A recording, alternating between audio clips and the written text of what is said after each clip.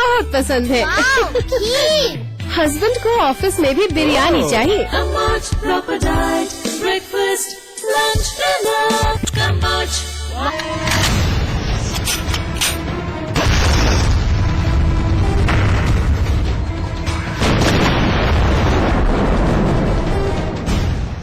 16 साल की वो नाबालिग लड़की एक धोखे का शिकार बनी। लड़की को पड़ोसी दरिंदे ने अपने 2 दोस्तों के साथ मिलकर हवस का शिकार बना डाला। लड़की के साथ गैंग रेप का संगीन गुनाह अंजाम दिया गया, मगर जब पीड़ित और उसका परिवार इंसाफ के लिए थाने पहुंचा तो न्याय नहीं बल्कि बेरोकी हाथ लगी।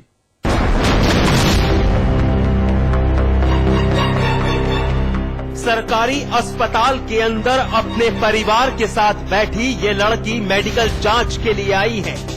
डॉक्टर्स लड़की की जांच कर इस बात की रिपोर्ट पुलिस के हवाले करेंगे कि लड़की से बलात्कार हुआ है या नहीं, क्योंकि पीड़ित और उसके परिवार का इल्जाम है कि पड़ोसी युवक ने अपने 2 दोस्तों के साथ मिलकर इसकी मासूमियत तार तार कर दी। 3 दरिंदे इसकी मासूमियत पर हैवान बनकर टूटे। हमारी बहन नल पे पानी भरने गई थी और वहाँ पे पास में बना मकान है सुनील का।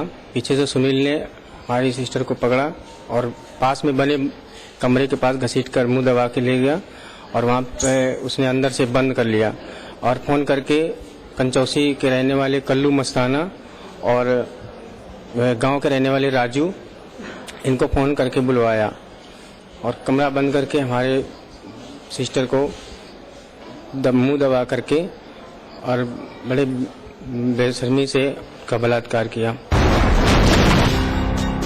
3 दरिंदे 16 साल की लड़की पर वहशी बनकर टूटे।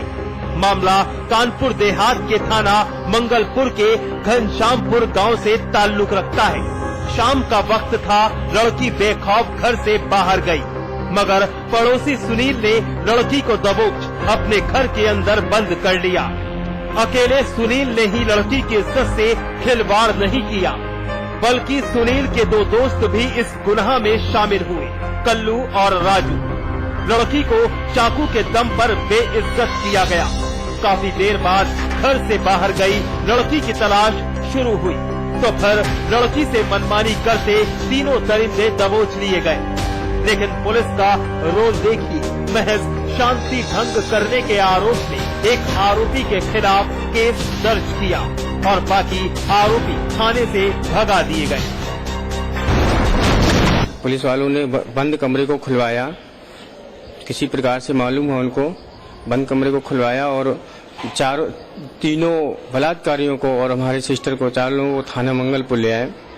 मंगलपुर ला करके एसओ साहब को सारी बात बताई, सारी जानकारी दी। उन्होंने क्या किया कि एक मुल्जिम को 151 में लगा करके भेज दिया और हमारे एप्लीकेशन को फाड़ के फेंक दिया और गाली देते हुए हमारे पिताजी को भगा दिया।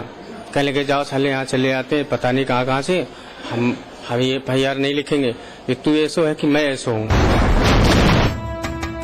सुना पीड़ित लड़की का भाई थाना मंगलपुर SHO की करतूत सुना रहा था, कैसे पीड़ित को धमकाया गया और आरोपियों को बचाया गया, मगर जब मामला आला अधिकारियों के पास पहुंचा तो साथ बचाने के लिए जल्द कार्रवाई का भरोसा दिया गया।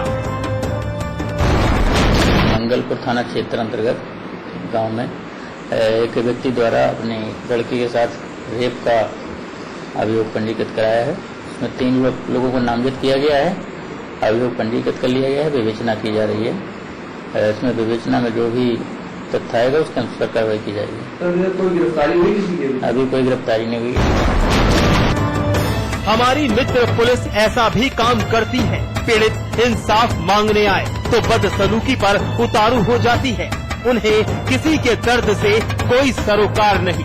पीड़ित ठोकरें खाता है तो खाता रहे, लेकिन अब देखना है कि आला अधिकारियों के आश्वासन के बाद पीड़ित को इंसाफ मिल पाता है या नहीं। सलीम सिद्दीकी, कानपुर देहात, समाचार प्लस। उसे क्या कहें, एक पिता कहें, एक दरिंदा कहें या फिर उसके लिए कोई अल्फाज ही नहीं, क्योंकि जो काली करतूत वो अंजाम देता रहा और जब उसका खुलासा हुआ तो वाकई शर्म भी शर्मा गई, लज्जा से हर सिर झुक गया। आप भी देखिए हरिद्वार के उस पापी पिता की घिनौनी करतूत। तहरीर दी गई है कि इस प्रकार की घटना 3-4 महापुरुष के पिता ने उसके साथ की है और वो इस समय प्रेग्नेंट है। बिल्कुल सही सुना आपने। हरिद्वार के ज्वालापुर कोतवाली में खड़ा ये अधेड़ शख्स एक पिता है जिसने अपनी ही इज्जत की पगड़ी उधेड़कर रख डाली। बाप बेटी के पवित्र रिश्ते की बुनियाद हिलाकर रख दी, जिस पर एतबार करना यकीनन जहर पीने के बराबर है। भरोसा करे भी तो कैसे करे? वाकई एक पिता ऐसे हैवान बन सकता है? अपनी 15 साल की इस बच्ची की मासूमियत रौंद सकता है? नाम से शंकर लेकिन कर्म से हैवान है। हकीकत बेहद कड़वी है लेकिन भरोसा करना पड़ेगा, क्योंकि ये कुकर्मी पिता अपनी नापाक करतूत की कहानी अपनी जुबानी बयां करेगा। मैंने आज तक नहीं किया, कोई भी मोहल्ले या किसी भी उसमें कहते किसी बच्चे को नजर उठाए तो मैं अपने ही बच्चों के साथ ऐसा करूंगा, ऐसा कहते हैं। तो मैंने ठीक है, जब सब मुझे मारने लगे मैंने कबूल बोला, मैंने ठीक है हो सकता है गलती। कुछ गौर किया आपने? सौतेला पिता शंकर अपनी करतूत से पल्ला भी झाड़ रहा है और गलती की भी बात कर रहा है, यानी कि इसने मर्यादा की हदें पार की, अपनी 15 साल की लड़की की मासूमियत कुचली। ये भी ना सोचा कि इसकी नापाक करतूत से सभ्य समाज पर क्या असर पड़ेगा। लेकिन नहीं, आज ये रिश्ता भी रेत के घरौंदे की तरह धराशायी हो गया। कलयुगी पिता शंकर ने बिना किसी गुरेज को हर नापाक हसरतें पूरी की, जो वाकई समाज के मुंह पर एक करारा तमाचा है।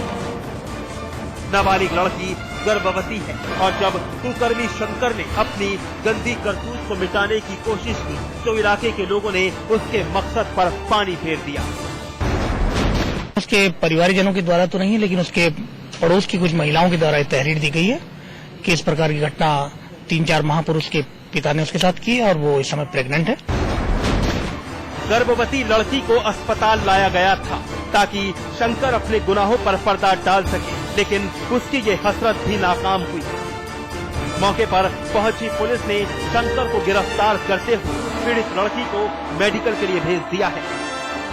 पुलिस दावा कर रही है कि लड़की की तहरीर पर पुलिस कड़ी कार्रवाई करेगी। शोभित वर्मा, हरिद्वार समाचार।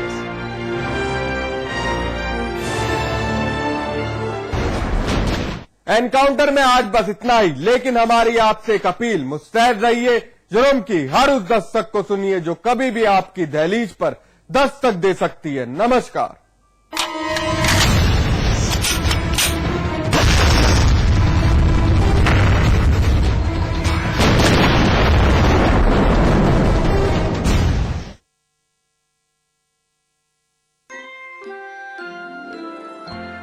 चिंता मत करो, बस अस्पताल जरूर जाना।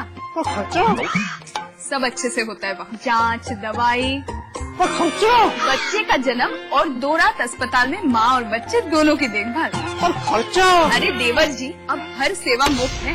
सरकार का जननी शिशु सुरक्षा कार्यक्रम जो है, जच्चा बच्चा के स्वास्थ्य को लेकर चांस क्यों लेना? चांस क्यों लेना है, चांस क्यों लेना। खोल दो इन खिड़कियों को, इन दरवाजों को, हाथों को फिर से हाथों में डालो। किसी को गुदगुदाओ, किसी को गोद उठाओ। दोस्ती करो, मोहब्बत करो। पास पास आओ, पास पास आओ,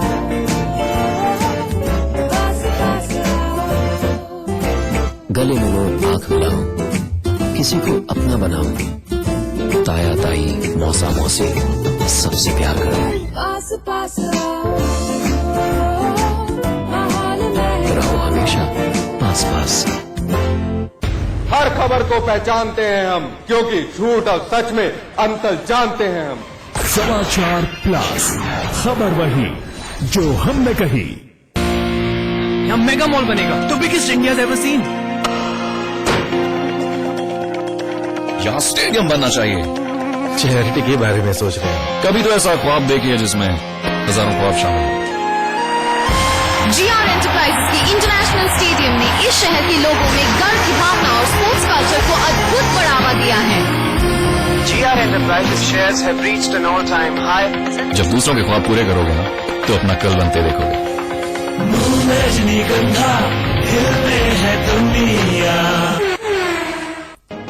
विश्व हिंदू परिषद के संकल्प दिवस को लेकर प्रशासन मुस्तैद, फैजाबाद की सीमाएं सील। प्रमुख सचिव गृह और डीजीपी ने किया दौरा। प्रदेश भर में 337 लोग गिरफ्तार, 42 नजरबंद।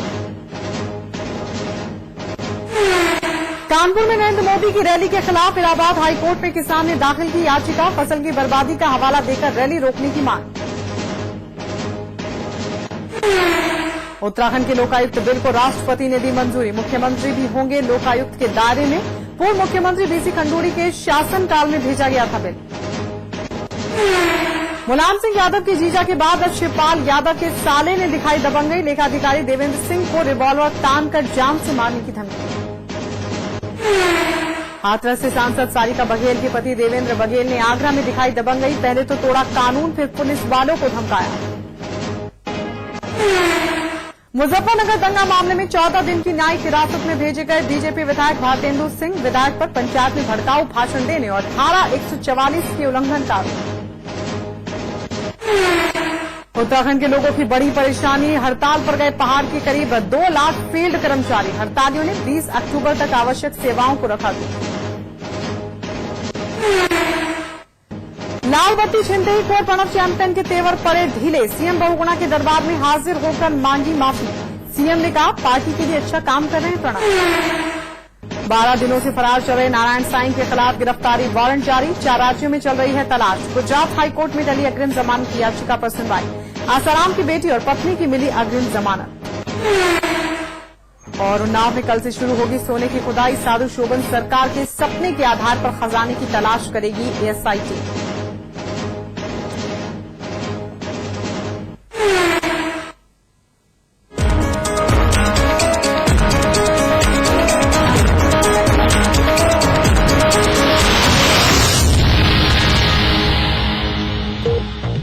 कांग्रेस उपाध्यक्ष राहुल गांधी ने मध्य प्रदेश में भाजपा की सरकार पर हमला करते हुए कहा कि विकास को लेकर सरकार के वादे खोखले साबित हुए हैं। आदिवासी बहुल लालपुरा में कांग्रेस की सत्ता परिवर्तन रैली में गांधी ने कहा कि ये लोग विकास की बात करते हैं। राहुल ने कहा कि मेरी नजर में आदिवासियों की इज्जत सबसे बड़ी बात है और ये राजनीति की बात नहीं है। इस प्रदेश में विकास को लेकर सरकार के सभी वादे खोखले साबित हुए हैं। प्रदेश में 25 नवंबर को होने वाले विधानसभा चुनाव का जिक्र करते हुए उन्होंने कहा कि हमें मध्य प्रदेश को बदलना है। यह प्रदेश अटका हुआ है, इसे आगे ले जाना आपके हाथ में है। उन्होंने कहा कि आदिवासियों का उनसे पारिवारिक रिश्ता है, राजनीतिक नहीं। हमारा आपस में प्यार और दिल का रिश्ता है। कांग्रेस उपाध्यक्ष ने वादा किया कि यहाँ कांग्रेस की सरकार आएगी तो आपकी इज्जत करेगी। कांग्रेस की सरकार होगी और वह आदिवासियों, महिलाओं, युवाओं, गरीबों और दलितों को इज्जत देगी। जो ऐसा नहीं करेगा तो उसे हम देखेंगे। राहुल ने भाजपा पर आरोप लगाया कि वह आम आदमी, आदिवासियों, गरीबों और दलित को संसद, विधानसभाओं और पंचायतों में नहीं देखना चाहती। इससे देश का नुकसान होता है। उन्होंने कहा कि लोकसभा और विधानसभाओं में आदिवासियों की संख्या बहुत कम है और यह इस देश में बहुत बड़ी कमी है। हम आने वाले समय को इतना बदलना चाहते हैं। जब तक आदिवासियों की आवाज लोकसभा और विधानसभाओं में नहीं पहुंचेगी तब तक आपकी तस्वीर नहीं बदलेगी। उधर दतिया जिले के रतनगढ़ मंदिर में मची भगदड़ में घायल हुए लोगों से अस्पताल में मिलने पहुंचे। गांधी ने आम सभा में मौजूद आदिवासियों से पूछा कि क्या प्रदेश में मौजूदा भाजपा सरकार ने आपकी इज्जत की है? यहाँ तो केवल भ्रष्टाचार है, बलात्कार हुआ है और यहाँ भूख का बोलबाला है। कोयला आवंटन घोटाले में प्रधानमंत्री डॉक्टर मनमोहन सिंह की भूमिका की जांच कराई जा सकती है। हालांकि विपक्ष लंबे अरसे से इसकी मांग करता आ रहा है, लेकिन अब सुप्रीम कोर्ट में एक PIL इसी मुद्दे पर दायर की गई है।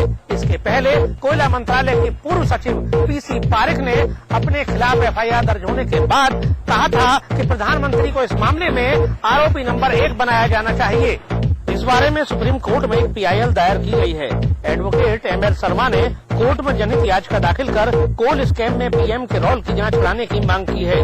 इसके पहले पूर्व कोयला सचिव पीसी पारेख ने भी इसी मामले में प्रधानमंत्री को आरोपी नंबर 1 बनाने की मांग की थी। एडवोकेट ML शर्मा इसके पहले भी सुप्रीम कोर्ट में कोयला घोटाले से जुड़े मुद्दे उठाते रहे हैं, लेकिन इस बार सवाल प्रधानमंत्री का है, इसलिए सबकी निगाहें सुप्रीम कोर्ट पर टिकी हैं कि सुप्रीम कोर्ट इस जनहित याचिका के मामले में क्या रुख